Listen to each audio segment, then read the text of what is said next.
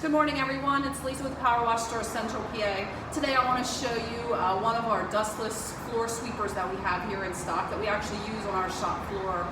It's just an alternative to a push broom. It's man-powered. You're just going to push it around the shop and pick up all the debris that's on the floor.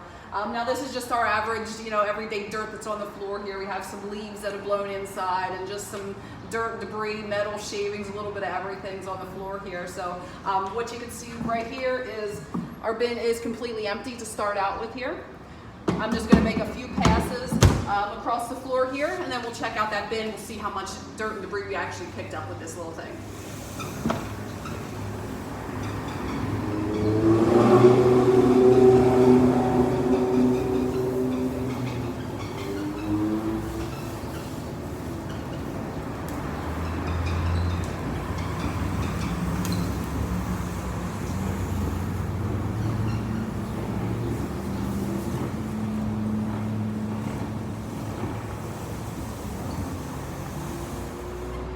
So you can see here we just made a couple passes, and I'm going to take this off here and we'll show you what debris we actually picked up.